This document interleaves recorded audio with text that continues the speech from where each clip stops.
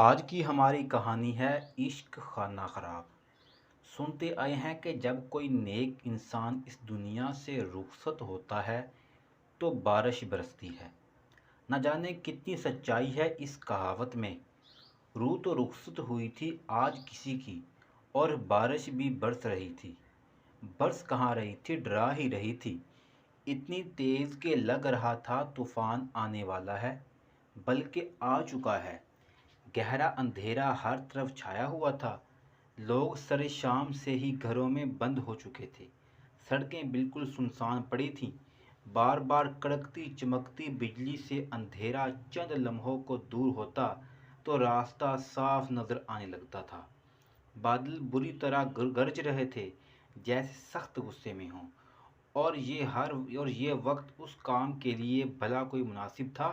اتنی رات گئے اس طوفانی برسات میں۔ نہ تو کوئی آدمی نظر آ رہا تھا، نہ آدم زاد۔ نہ جانے کتنی دیر سے ڈرائیو کرتے فرحات نے آخر گاڑی قبرستان کے آگے روک دی۔ حالانکہ راستہ اتنا لمبا تو نہیں تھا، اس کا ذہن تو کام ہی نہیں کر رہا تھا۔ کدھر جانا ہے، کس سے ملنا ہے؟ مگر وہ اور کیا کرتا، اور اب وہ کیا کرے گا؟ تھک کر اس نے سر سٹیئرنگ کے اوپر ٹکا دیا۔ 3 مہینوں سے جس گھڑی کے تصور سے اس کا دل لرز جاتا تھا وہ آ گئی تھی، اور آخر آ کر گزر گئی تھی۔ اس پر قیامت گزر گئی تھی، اور وہ زندہ تھا مگر وہ چل گئی تھی مگر مر گئی تھی۔ کیا کیا نہیں سوچا تھا ان دونوں نے، کیسے کیسے خواب دیکھے تھے، کہاں گھومنے جائیں گے، اپنا گھر کیسے سنواریں گے۔ سارے خواب کب پورے ہوتے ہیں، لیکن اتنی بھیانک تعبیر بھی تو نہیں ہوتی نہ کسی کے خوابوں کی۔ شادی کا جوڑا، کمرے کا فرنیچر، ہنی مون کا ٹکٹ، سب کچھ ان دونوں نے مل کر پسند کرنا تھا، مگر اس کے نصیب میں تو کچھ بھی نہ تھا بیچاری۔ اور آج وہ اکیلا نکلا تھا کچھ پسند کرنے، اس کا آخری ٹھکانہ۔ کتنی عجیب بات ہے نا، وہ اتنی دیر سے گاڑی قبرستان کے دروازے کے آگے روکے دیوانگی میں جانے کا کیا سوچ رہا تھا۔ کیا کروں گا اندر جا کر، کیسے طے کیے جاتے ہیں یہ معاملات۔ قبر بہت اچھی جگہ ہو، درخت کے نیچے ہو تو بہت اچھا ہے۔ اور کیا، اس کا دل پھٹنے والا ہو گیا۔ صبح سے اس کی آنکھوں سے ایک آنسو بھی نہ ٹپک سکا تھا۔ شدید صدمے نے اس کے دماغ کو معوف کر دیا تھا۔ کہتے ہیں مرنے والے کے ساتھ مرا نہیں جاتا، مگر اگر اس کے بس میں ہوتا تو خدا کی قسم وہ خوشی خوشی کفن پہن کر اس کے ساتھ قبر میں لیٹ جاتا۔ ایسے ہی تھی اس کی محبت، شدید دل کاٹ کر رکھ دینے والی۔ اب کیسے جیے گا وہ، اور جی کر بھی کیا کرے گا۔ قبرستان کا دروازہ کھلا ہوا تھا، اندر گھپ اندھیرا تھا۔ بارش دیوانہ وار برس رہی تھی، بجلی چمکنے سے اندر کا منظر تھوڑی دیر کے لیے واضح ہو جاتا تھا۔ اتنا دل دہلانے والا منظر کہ اگر کوئی چند لمحوں کو غور سے دیکھ لے تو لرز کر گناہوں سے توبہ کر لے، مگر کب کرتا ہے کوئی سچی توبہ۔ قبرستان کا منظر کیا، اب تو قبروں میں بیٹھ کر شیطان کے پجاری مکروہ ناقابل یقین گناہ کرتے ہیں۔ وہ بھی ایک قبر سے بیٹھا ہوا تھا، بے حد پرانی ٹوٹی قبر میں۔ آج بارش کی وجہ سے قبرستان میں نہ تو کوئی چوکیدار تھا، نہ گورکھن۔ اس کو یہ موقع بڑے انتظار کے بعد نصیب ہوا تھا۔ آج بڑا بہترین دن بلکہ رات تھی۔ کئی مہینوں کے کشٹ اٹھا کر کیے جانے والے عمل کے بعد آج منزل قریب آتی نظر آ رہی تھی۔ وہ کوئی نیا تھوڑی تھا، برسوں سے اس شیطانی راہ کا مسافر تھا۔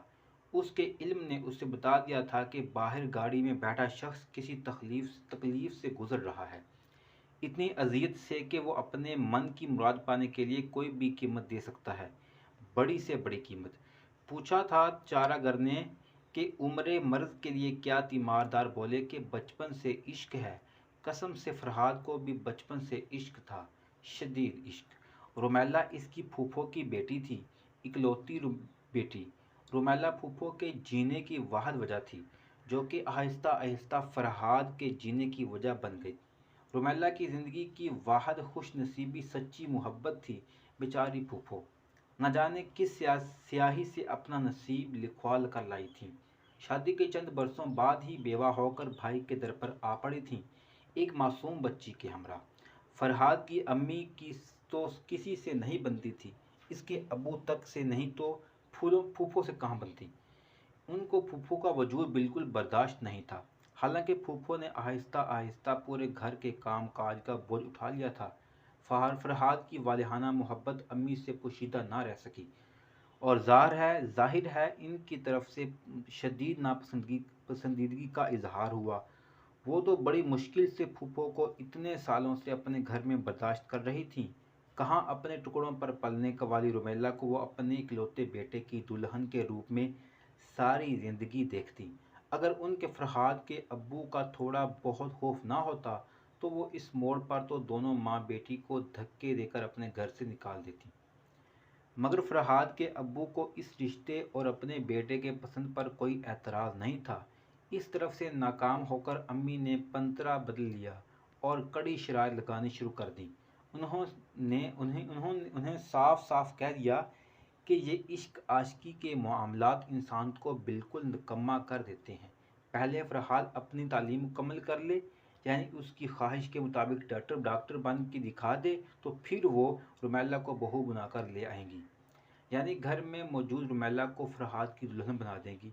فرحاد پر شاید اپنے نام کا ضرورت سے زیادہ اثر تھا، اور اس کو کون سی دودھ کی نہر کھودنی تھی، ایک ڈاکٹر ہی تو بننا تھا، تو دن رات محنت کر کے بن گیا۔